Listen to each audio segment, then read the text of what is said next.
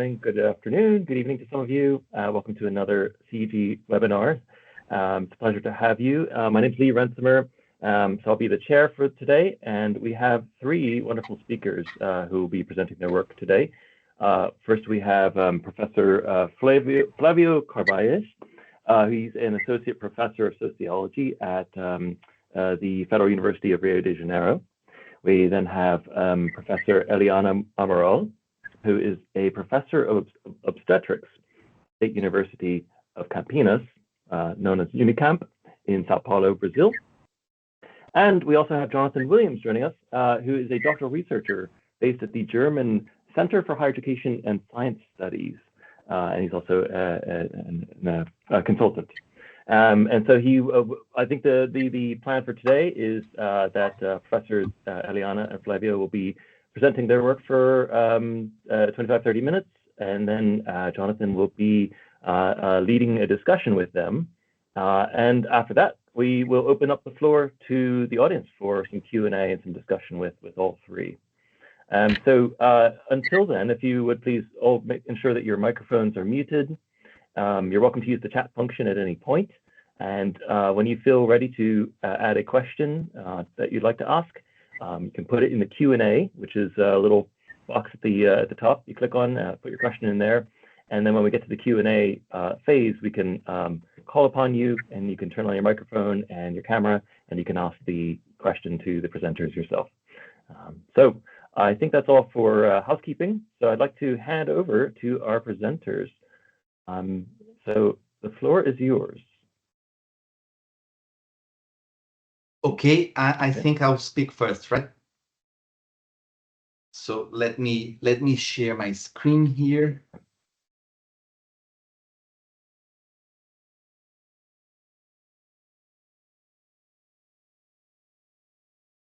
That's perfect. Okay. So first of all, good morning, afternoon, or evening, depending on where you are. Thank you, the audience, for being here. I would also like to thank. Let me just start my clock here. Okay.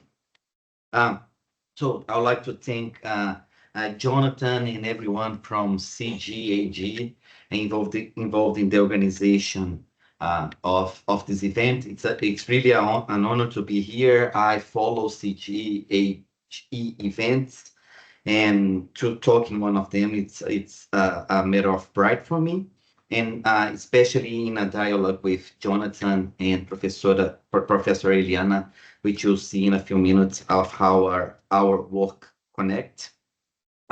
Also, thank you for everyone involved in the advertisement, especially my friends at the Prop Network.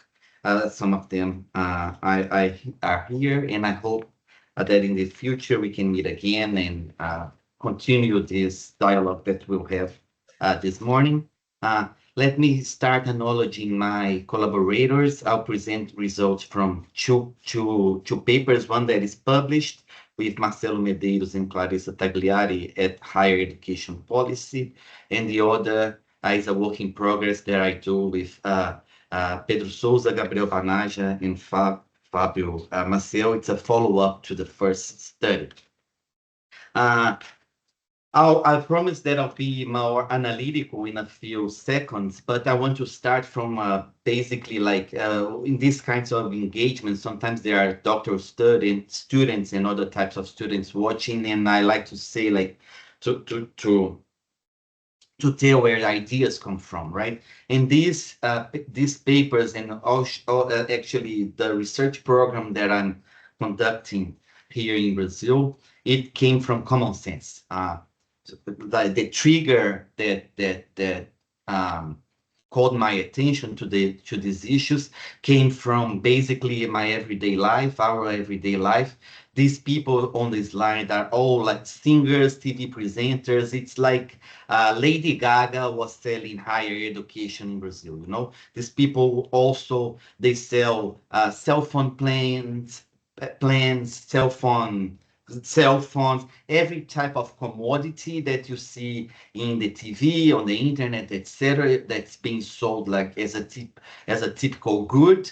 They sell, and they are selling higher education for very low prices. And as I grew up, I have people in my family involved in higher education, mostly in the administrative side, and I saw many movements in the sector. And as I was establishing my career, I wanted to understand both educational opportunities. I started with education opportunities, but then I realized that I needed to understand also the supply of higher education, and that's where the idea came from. And especially in Brazil, where like comparatively, when I was reading about higher education in other contexts, um, of course, the marketization of higher education in general, it's a phenomenon that happens in many contexts. But I was paying attention to the literal operation and consolidation of a market, in the sense that the complete deregulation of the Brazilian higher education market meant that big economic groups and conglomerates could buy each other and form these huge companies that eventually some of them are operating the stock exchange and etc., which comparatively, I think it's one of the few cases of the most striking process of marketizations, if we think comparatively, And I was trying to understand this and bring some data into that, to understand this, and also to interpret the data. Of course, I needed some concepts and etc. And it came to my attention that other contexts and experiences that people that were trying to understand other contexts, they focused a lot on trying to understand the diversity of organizations and higher education systems and how this increases or not across time. But I realized that I needed another type of analytical lens. And I come from studying inequality and among many outcomes and other themes. And I saw that thinking about concentration was a useful analytical tool to understand the process of marketization of higher education in Brazil. So just to define what is understood by concentration, any type of resource can be concentrated. And this is a definition that comes from the study of income inequality. But I think that we can also apply it to any type of resource that circulates in a higher education system. We can think about any type of funding, the number of patents, any kind of resource. And I will focus on a very I have good data about a very important resource for any higher education system, which is enrollment, the number of enrollments. So I promise that this is the only slide that I read, and forgive me for the amount of text. But let me define what in an analytical sense, what interests me. So the level of concentration of dispersion of any type of resource can be reached by comparing how a certain set of units appropriates a certain amount of resources. This distribution will be considered equal if the resource is distributed in equal proportion among the number of units. If a certain unit or its set has an overrepresentation in the appropriation of the resource, its distribution is classified as concentrated. So I bring this analytical lens to study the concentration of higher education enrollments in a few groups, economic groups, or other types of definitions that I'll present in a minute, okay? And I bring this because Brazil is a context that have many milestones, policy milestones that I could tell, but basically it's a system that grew a lot through deregulation, through the authorization of for-profit higher education suppliers in the 90s, and in the 2000s through the operation of distance education that basically allowed big conglomerates to change the scale of them and of the whole system, as I'll show you in a minute with my results. And these are some of the research questions that interest me in my study, and I think you'll see the answer to them in the results. I'll skip them for the interest of time. And let me just acknowledge here the data that I use. Brazil is marked by a very transparent system. There's a lot of information and micro data available about higher education institutions. There's also a public source that we can see, that we can consult, that exists for any type of regulatory movement that happens in the system. I also use it, and I'll show you some results that I'm producing to study that, especially the impact of the consolidation of for-profit education in the country and distance education. Okay, so this first table here, please focus on the red squares. Okay, so this table basically presents the change of enrollments in the first point of time that I'm analyzing, 2002, and the last one, 2016, and we can basically subtract these two numbers, and if we order the distribution of size of institutions and call the top 1%, the top 5%, and ask this change in the number of enrollments, how the cumulative resource change was appropriated by the biggest corporations and organizations in the system. And the answer is that more than 59% of all the change that happened in 14 years was appropriated by a small set of huge institutions that are at the 5% of biggest institutions in the country. Okay, this is my first takeaway. Change in Brazilian higher education was concentrated in a small set of institutions.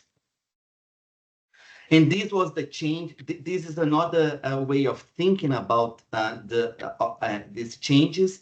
And pane away on your left is the total change in enrollments. And you can see that the only positive change comes from the green curve. Okay, and we can see that this change was not appropriated equally by sector and by mode of education, also by the modality, the mode of education, mode of delivery. Okay, all change in higher education in Brazil from 2000, and now I'm analyzing a little. It's more recent data from 2010 to 2023. All change happened in for-profit institutions and distance education. This is what leverage changes, and we can also see that other sectors basically stalled their growth or even decreased their growth. So this is growth that is happening by substitution. The system is not expanding across all sectors. So there are winners and losers. The winners are for-profit institutions operating in distance education. And this is another way of showing this. If we subtract things and see what drove change, all the change in terms of proportions, we can see that more than 100% of growth, of course, there are some negative and positive numbers. So all growth happened in just one combination, which is distance education in for-profit institutions. And this is the result that is more recent in my work. We are advocating that attention needs to be paid in specific companies. Okay, This is only distance education, is the share of the market that is appropriated by the top 5 institutions, and then the top 15, and then the top 30, okay? We can see that only 5 companies, 5 literal companies, 5 organizations have, on average, across time, 60% of the market share of distance education in Brazil. All for-profit institutions, most of them operate in the stock exchange market, which I think it's something that is not common across contexts. And if we analyze the top 20 companies, we see that 80% of enrollments are only in 20 companies, which is a pretty big number in any type of market of any sector of the economy. Okay, so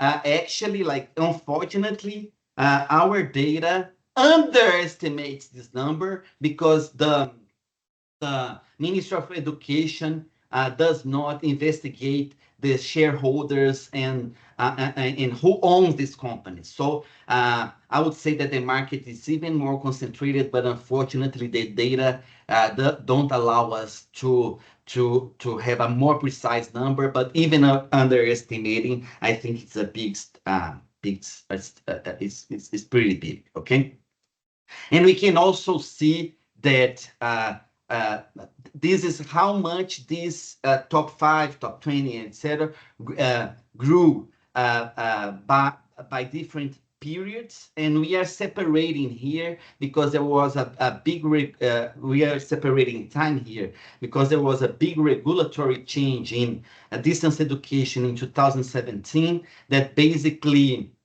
removed the need for in-person support for people that paid for distance education, which basically meant that an educational supplier could offer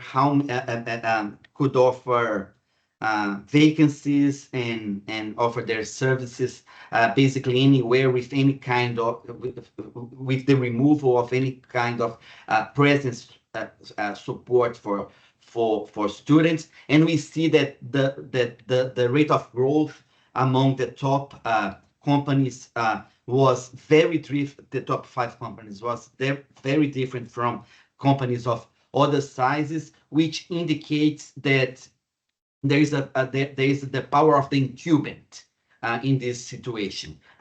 These platforms are very capital intensive, very difficult to establish a new distance education platform, and basically by their size they can block competition and grow and take advantage of the market situation in a better position than others. And we also see how the growth of distance education anchored all growth, as I told before, in expense of evening courses that were a mark of education in Brazil previously.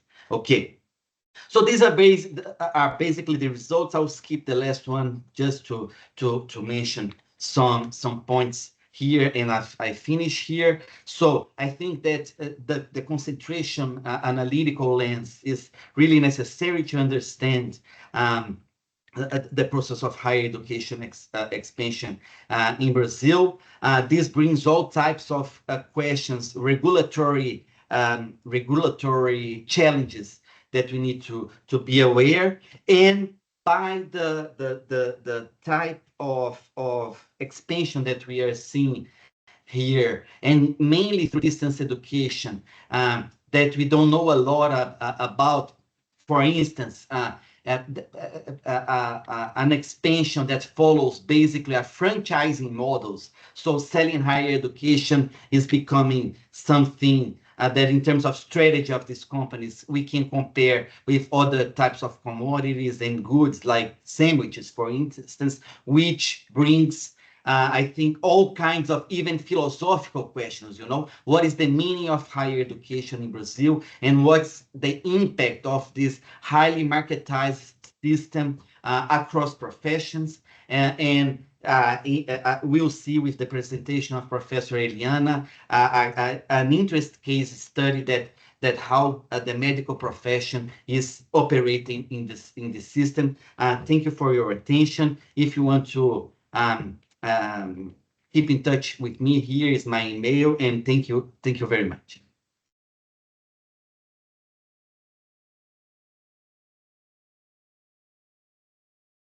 Thank you very much, Professor Flavio. That was wonderful. Can we move right on to Professor Eliana then, if you're ready? Let's see how to share here. Yeah. Let's find it. No. Do you see my presentation? I'm afraid we don't. Oh, it was there.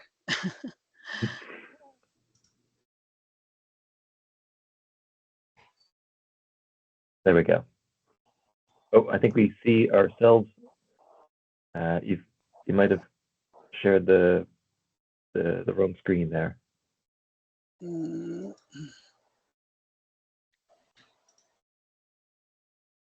Okay, there we go. Mm-hmm. That's perfect. Okay. Yes. So I can't see you, but let's go. Okay, so thank you for the invitation. I think it's a wonderful opportunity. And yes, medical school expansion in Brazil is a huge example of what is going on around here.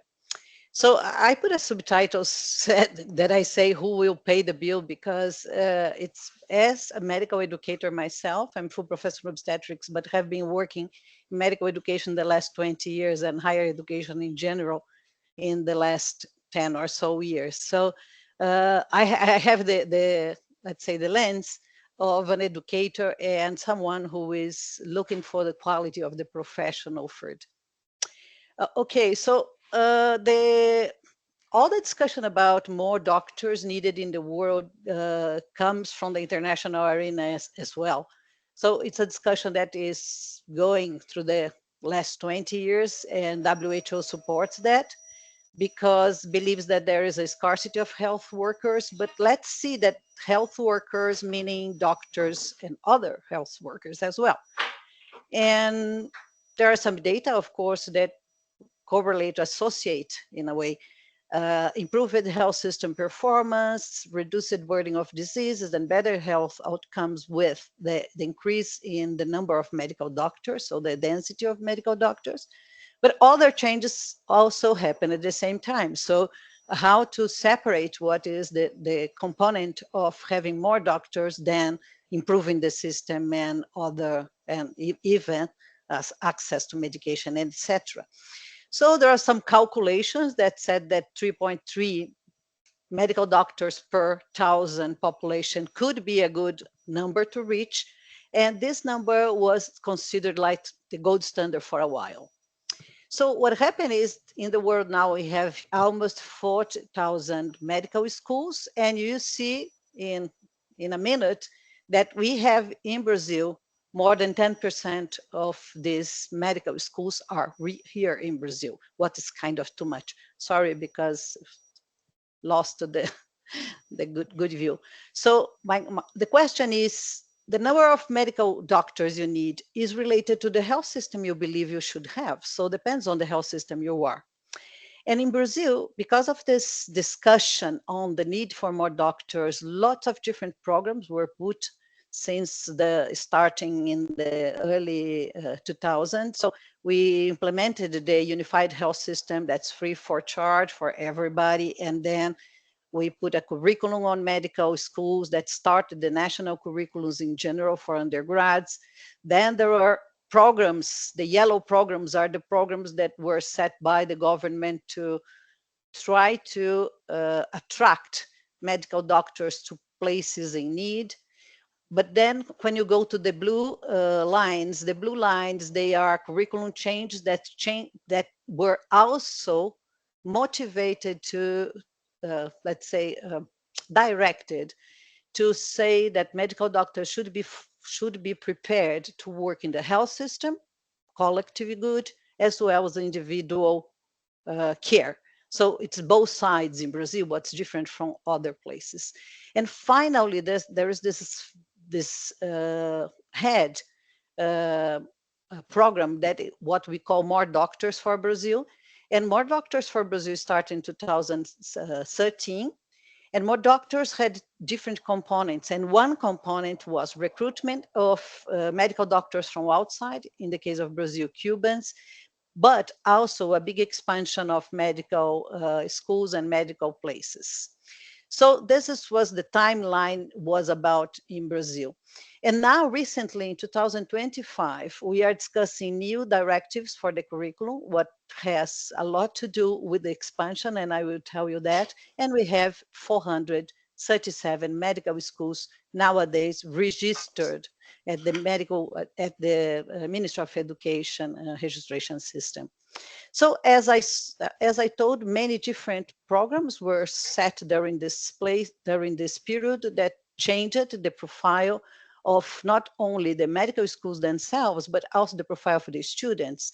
If you look at the quota system in 2012, there was a demand that 50% of undergraduate places would be for students coming from the lower strata of the society, including also Black and indigenous people. And this changed the profile, particularly in the public schools. Let's remember that public schools, I mean public universities in Brazil, they are free of charge, and they have these selective exams to enter. And the federal call on paramedical doctors, as I said, was directed to private institutions. So accredited private institutions should submit proposals to new schools towards underserved municipalities. So the idea was interiorization of care and putting medical schools and then medical doctors would make a difference. In parallel, there was also programs to provide scholarship for students to apply and to enter these private schools, but also the expansion in the public universities, that is the yellow in the top, the green in the top, called Reúne. So we had Reúne for public, we had ProUni for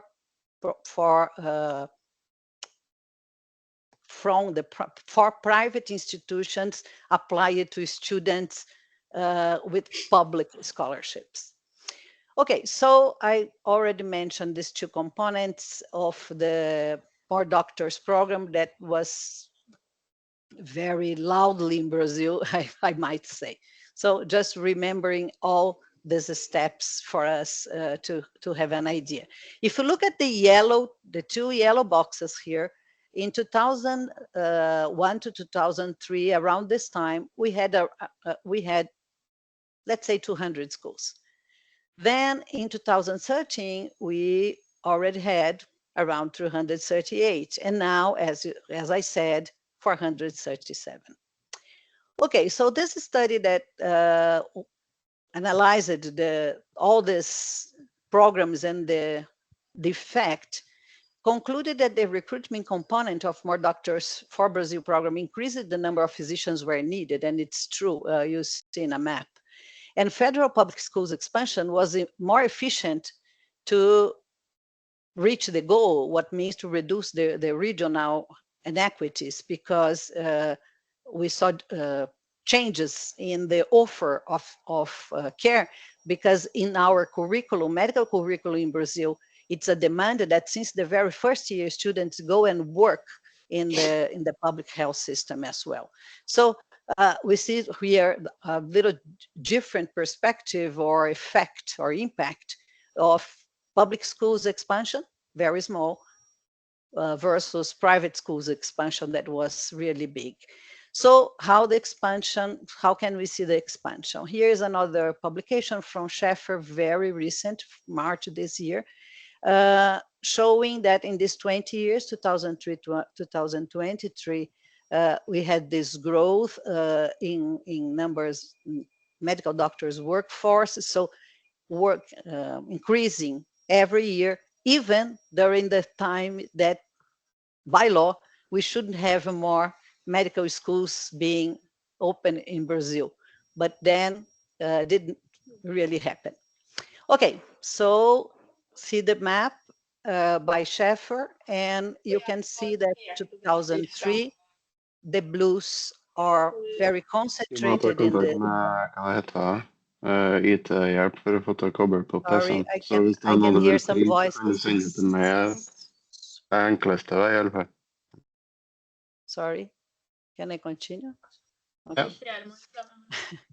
So the map of 2003 shows the blue, the light blues in the south and center. Then they expanded a little bit in 2013, and then you see 2023, the blue become darker. And if you see São Paulo state, what is, I will show you in a minute, I will put some zoom on São Paulo state. It's one of them, one in Brazil that has more density of medical schools and doctors per population. Remember 3.3? So the middle blue is the 3.3, and then we have dark blues as well.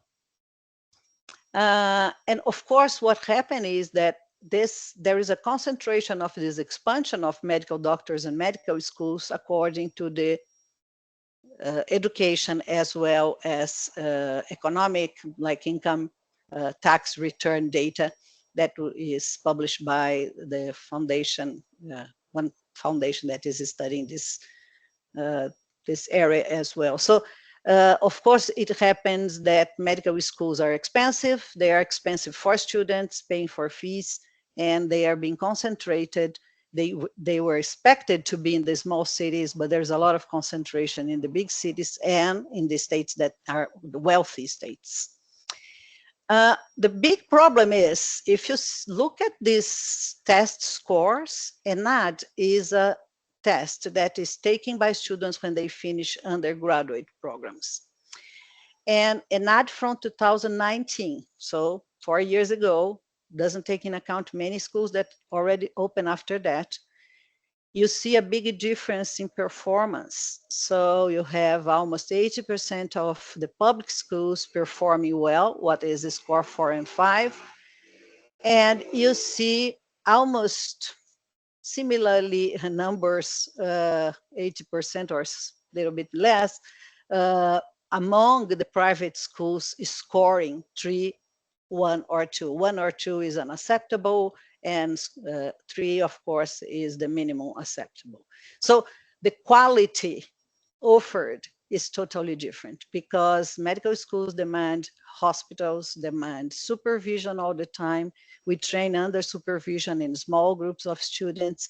So the expansion should be closely attached to quality. So there is the conclusion of this, one of the conclusions in this manuscript from Schaeffer recent publication is related to the quality and how this is attached to different origin of schools. So if we see this growth to 447 schools, we have in the state of São Paulo 80 of them, okay? And when we say no graduated, means 10 of them started but didn't finish the 6-year cycle. So we have the schools, but they don't have students who graduate at this point. So 80 of them are in São Paulo, 20% of the share. So São Paulo state is a wealthy state, has a huge population. So, okay, needs more schools for sure.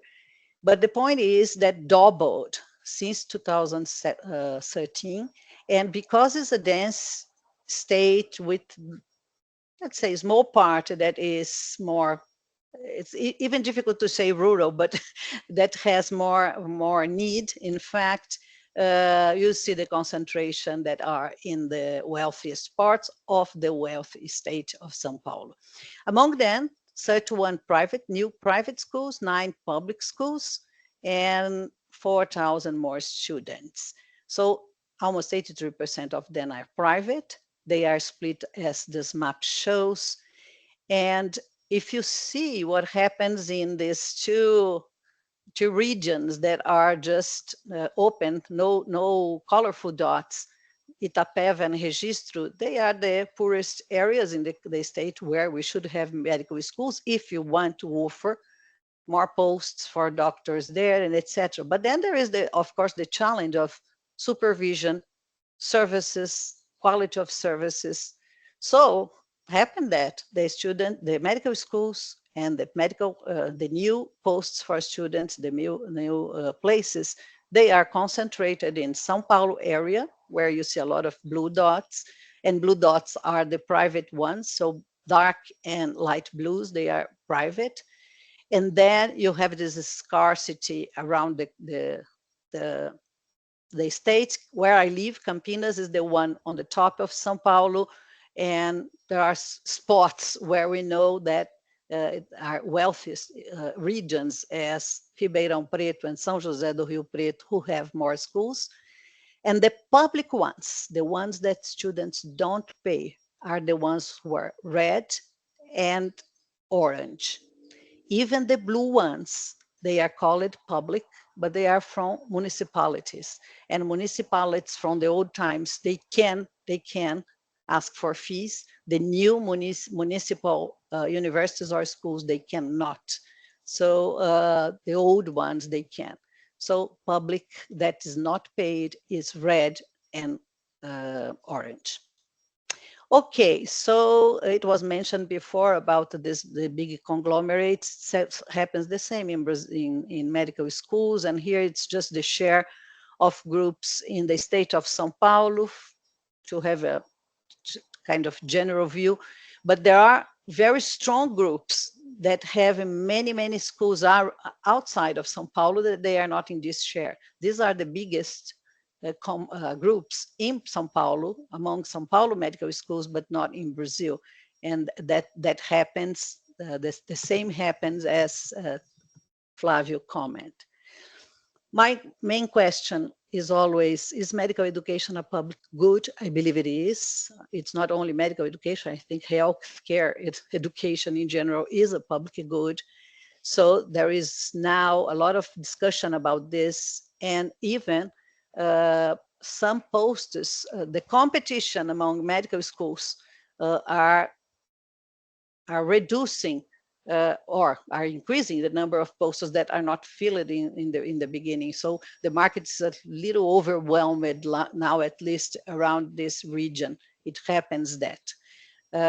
Okay, so there is other problems outside Brazil that are also important to recognize, like institutions are leaving, the same kind of franchising institutions are leaving, like US or Europe, and going to other parts of the world. So it's a new trend internationally.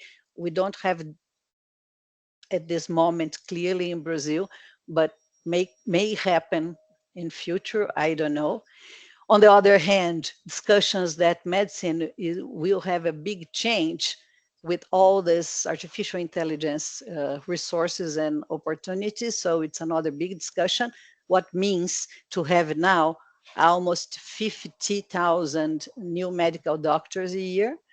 The problem of cost, because the monthly minimum wage in Brazil is less than $250, and so $7,000 a year. And if you go to a medical school in Brazil, you have to pay, I mean, private ones, the ones you have to pay is around $10,000 to $30,000 a year, plus the living costs, and plus a big amount of money for the 6 years of our medical training programs. On the other hand, in Brazil, when you finish medical school, you are licensed to practice as a general doctor.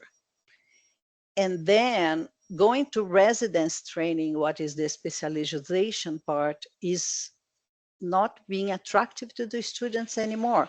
The salary is low, there is no enough spots, and there is a big increase of unregulated training. So I think this is another area to discuss, and I'm going to my end to finalize that. So we had some drivers for scarcity that WHO recognizes before, I mean, at that time. But we have new drivers.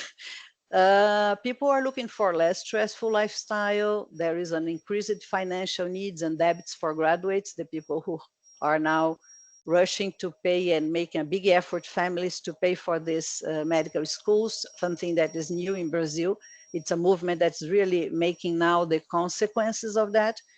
These short specialization programs that are not residence training for what is expected to reduce the quality of the care offered by specialists, and attraction is reduced for residence training among the ones who are graduating for our medical schools. And even a big proportion of them in Brazil, they call themselves entrepreneurs, and no, they don't call themselves carers, people who will care for. So to finalize, the identity formation of a medical doctor, so a student going through the process, is a lot related to what people expect for the doctor to be, this empathic and human person, etc., etc. But the reality of the market is pushing in another direction. The reality of economics is pushing to another direction. And the other discussion is, we have been a medical educator system that looks for general and public health as well as individual health. And there are some pressures and trends to turn to be office-based, especially it's private and individual practice directed. So there is a health system model in dispute, in fact. And this change interferes with all we are talking about offer, what kind of medical school, what kind of doctor, and etc., etc. So there is a discussion that puts together the health system and the workforce for medical doctors and other health professions as well. So we need to really work more interprofessionally for our model of care in Brazil. And the new directives for medicine should represent that, should be aligned with that. So I finish with this last slide saying that in terms of who will pay the bill, we know that students, family, and society is already paying the bill, as well as the SUS and health system. But we don't see very clearly how the regulation accreditation system is taking responsibility over that. The medical schools should be more responsible for what they offer. And so the economic conglomerates or conglomerates that are in charge of these schools should have their responsibility as well, and not only putting under the shoulders of family, society, and the health system. So that's my point.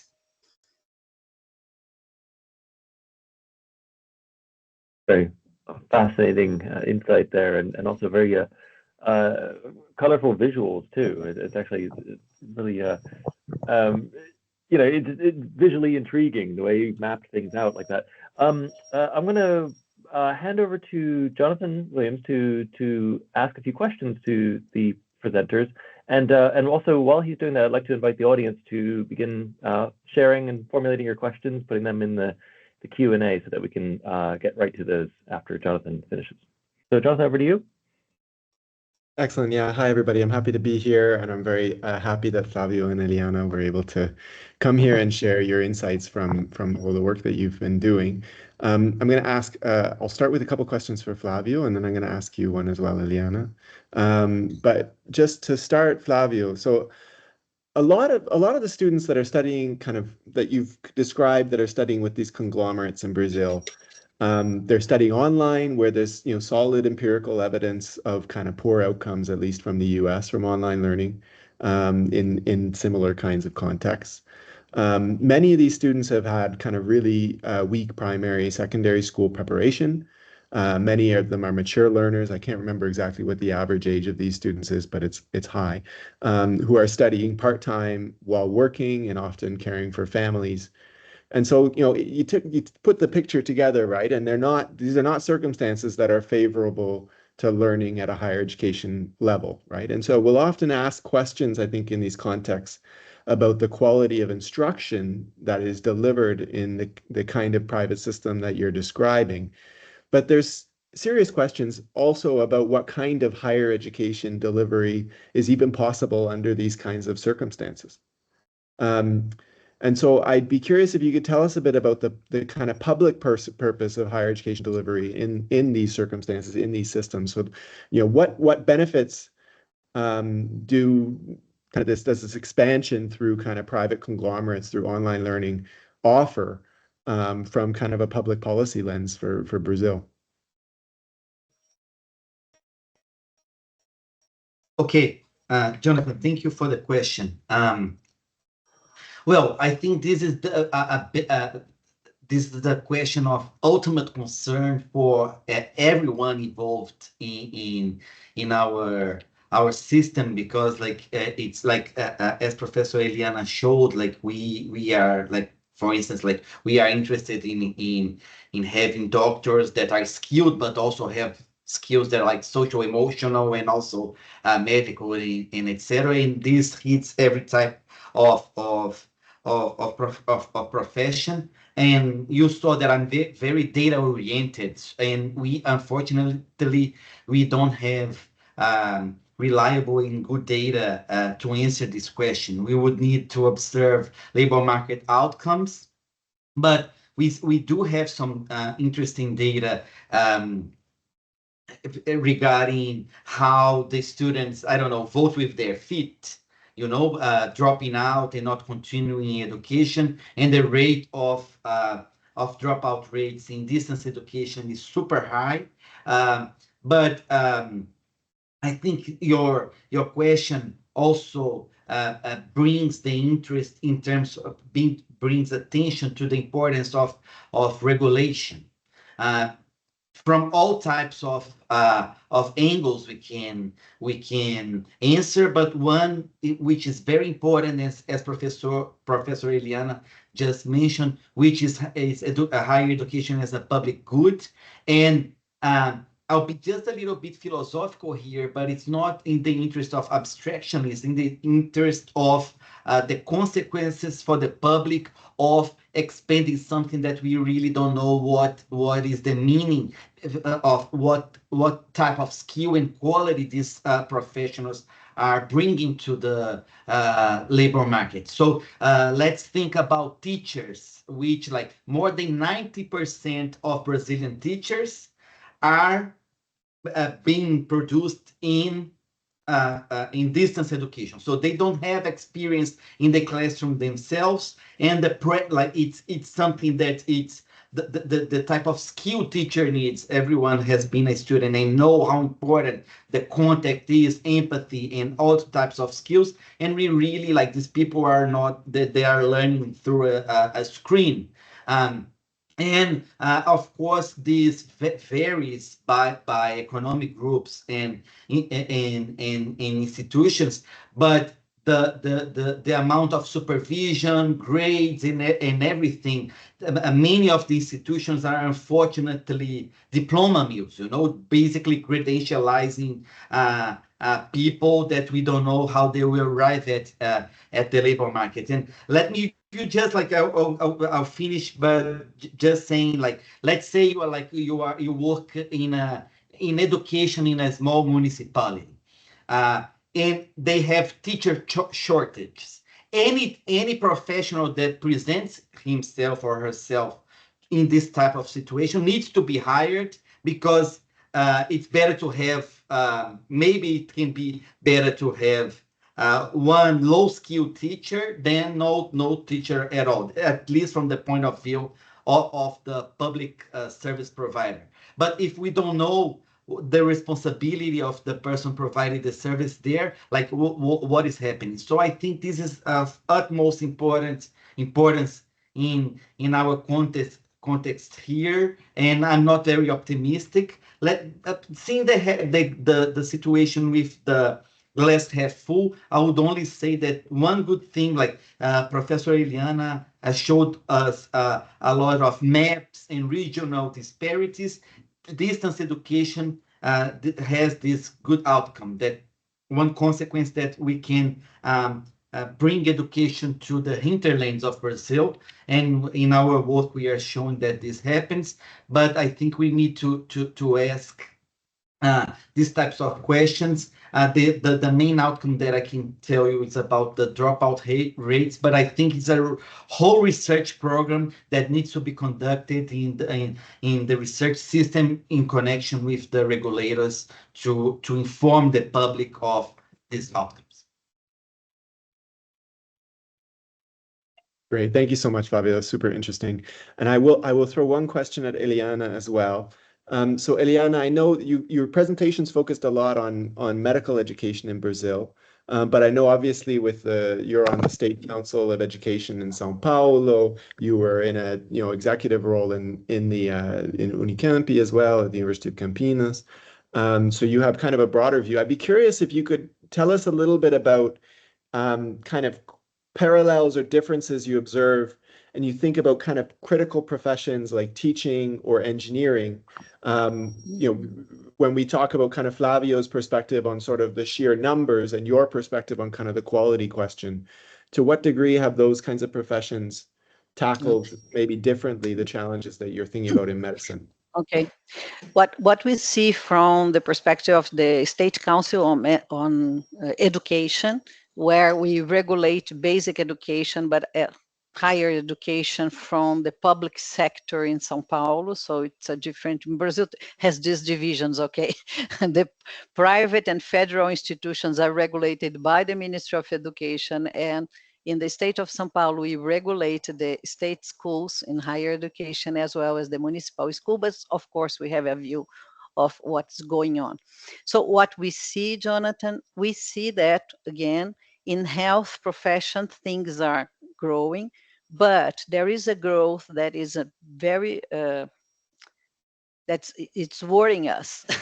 The growth in the technical level, so secondary education with a technical degree in health, many being requested to be including distance learning. So now we have at the federal level, they are reducing these opportunities, but they come to us. So the expansion of education in this sense, and the expansion of specialization programs that are short, like 400 hours or 1,000 hours. It's not about having a full preparation in some area. These are post-undergrad, okay? It's not undergraduate programs. Okay, talking about undergrad programs, we see the growth in health. We see the growth not in engineering, because what we see is the growth with, I would say, reduced level of quality control on the technology side, because everything can be done online and etc. So we don't know what this boom of need is being answered by the market. There is a need for more people prepared in the digital area in general, and they are offering posts. The quality and what it means, we don't know. So this area is expanding. Around health is expand, not only medicine, but nursing. The need for nursing is expanding as well. In terms of engineer, we know that is what Flavio mentioned, the rates of students who conclude the STEM area in Brazil, undergraduate students, is less than 50% in general, and much lesser than that in the private institutions, because first is the difficult, they are not preparing math. Math is a big need in Brazil, I mean, for young students. And then they don't perform when they are in undergraduate programs. And this brings me to the third area that is really most needed, that are having good quality professionals for teaching, we have numbers are expanding, but we know that they are underprepared to make the change in education, the basic education that is needed. So the big pressure, and the Ministry of Education is answer to that. It's about education, it's about medical schools. They are big issues now, and the distance learning are the three big issues that the Ministry of Education is working in higher education. Okay. All right. Thank you both for that. Interesting there. I'm gonna, in the interest of time, we only have a couple minutes left, so we do have two questions in the Q&A, and I'm gonna go straight to them if that's all right, and I'll call on them to ask their questions. Glenn, would you like to come in first? If you can quickly switch on your mic and camera. If you can't, I can read it out for you.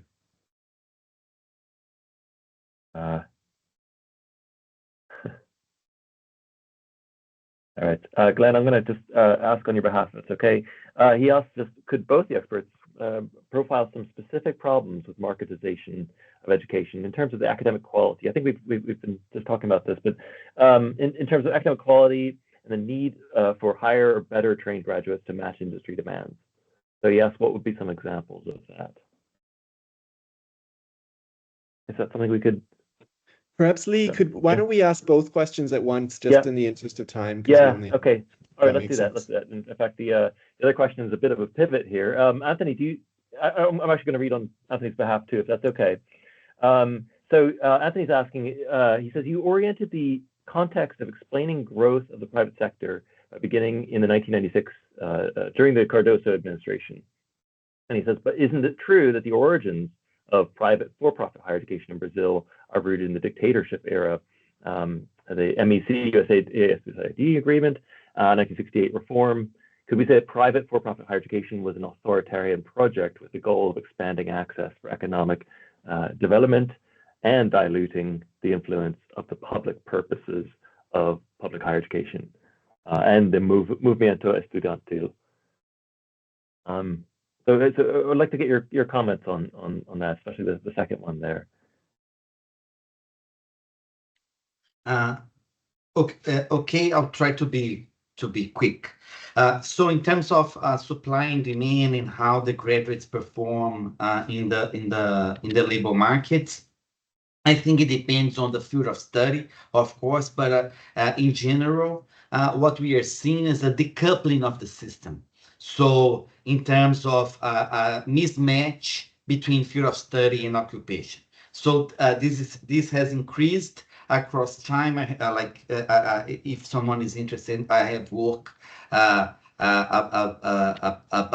that, and I think this is a sign. This is a sign also of many things, but one of them is the type of skill that the graduates bring to the labor market. And related to the chronology of the expansion, and the person is absolutely right. The private education system grew a lot in the 60s and 70s and 80s, but what I'm trying to convey here is that the changes in regulation and legislation that happened in the 90s had enduring consequences and changed completely how the market behaves and the composition of what is offered to the public. But in many of the one of the biggest impacts, for instance, is that the nonprofit sector is having a huge sector. They were by definition the main beneficiaries of how the system evolved from the 60s to the 90s.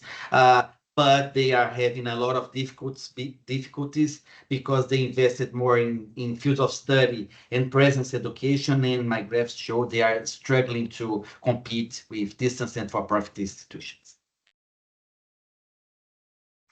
Okay, just trying to complement a little bit. Let's remember that Brazil has a very low proportion of the population who reached higher education. Among the, let's say, the age of 40 plus, but also among the young generation. So we have less than 20% if we think in general, and some places a bit more, some places a bit less. So this is a good reason why back in the past movements were started to try to increase these numbers in Brazil. So yes, it's not a recent phenomenon. It's a phenomenon that started even before.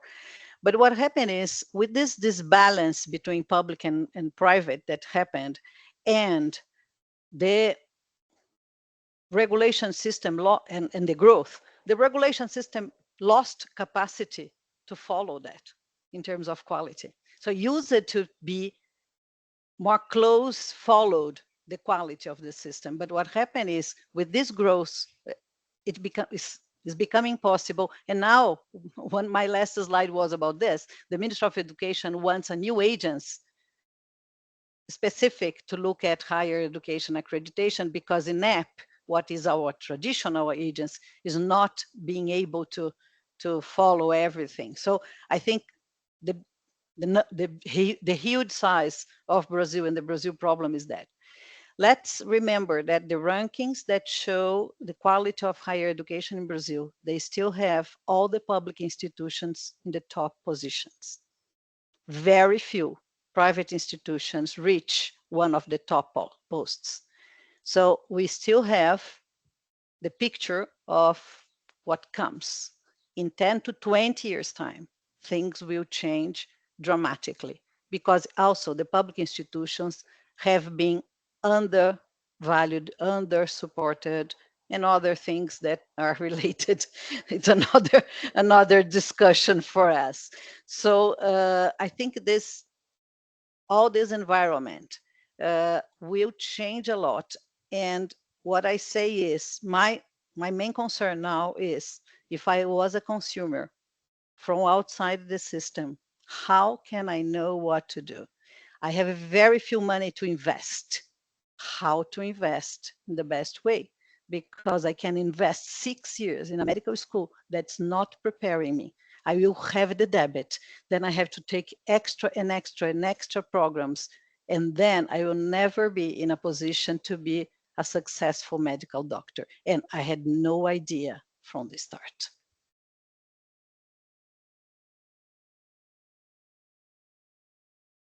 Yes, I think that's a brilliant, it's important, I think, to situate ourselves with students' perspectives, and starting with the way Professor Flavio began, with the way that higher education is advertised and represented and indeed sold to consumers. It's important to think about how exactly does one make informed choices in a market like this.